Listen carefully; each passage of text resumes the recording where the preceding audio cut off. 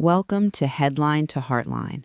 Sarah Ferguson is reportedly facing a mental health breakdown and spending time at one of the most exclusive clinics in Switzerland. And the immediate question people are asking is simple. Who is paying for it? Is it her private income, support from family, money linked to royal assets? Could any of it, even indirectly, trace back to public funds? There is no confirmed evidence that taxpayers are financing her stay, and it is important to state clearly that she is not a working royal and has been divorced from Andrew for decades. Even so, the monarchy's financial opacity means suspicion travels faster than clarification. Reports indicate she checked into the Paracelsus Recovery Clinic in Zurich, a facility known for extreme privacy and fees reported to reach around £13,000 a day. The exact financial arrangement of her stay has not been publicly disclosed, and much of the detail surrounding the timeline comes from unnamed sources rather than formal statements. That matters. There has been no publicly confirmed medical diagnosis. Descriptions of a breakdown stem from characterizations of emotional strain, not clinical documentation. Precision here is essential. The renewed scrutiny is tied to the wider Epstein story. Ferguson's continued contact with Jeffrey Epstein after his conviction has previously been documented and remains a central reason public trust around her is fragile. That history forms the backdrop to everything unfolding now. The timing is critical.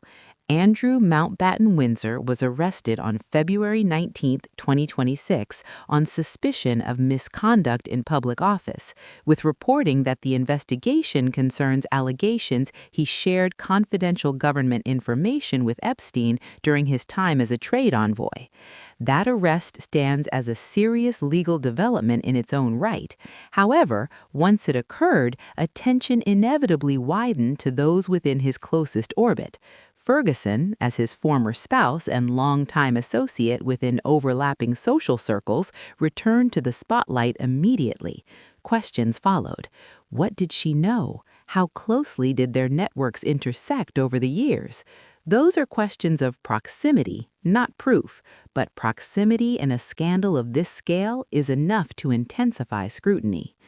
Coverage attributed to The Telegraph has been comparatively measured, indicating that she sought support in Switzerland as pressure mounted, without formally diagnosing a breakdown.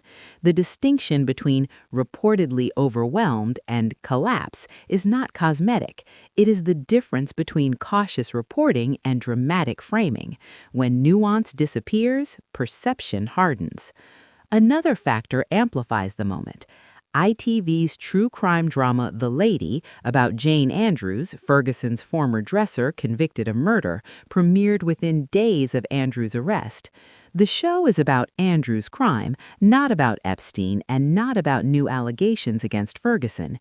Yet it places Ferguson back on screen within a past royal setting associated with tension and tragedy. Separate narratives, converging headlines. The cumulative effect reinforces instability around her name, even where the subjects are distinct. Criticism of Ferguson does not emerge from nowhere. Continued association with controversial figures and previous financial controversies have weakened public confidence. In that context, a retreat to an ultra-exclusive clinic can appear detached from ordinary reality. At the same time, relentless global scrutiny can destabilize anyone. Mental strain under sustained public pressure is not implausible. Accountability and empathy are not mutually exclusive. What is verified remains limited.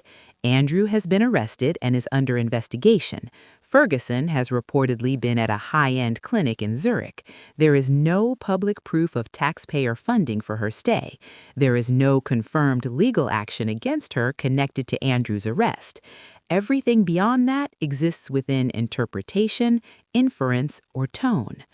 The debate now hinges less on confirmed wrongdoing and more on perception.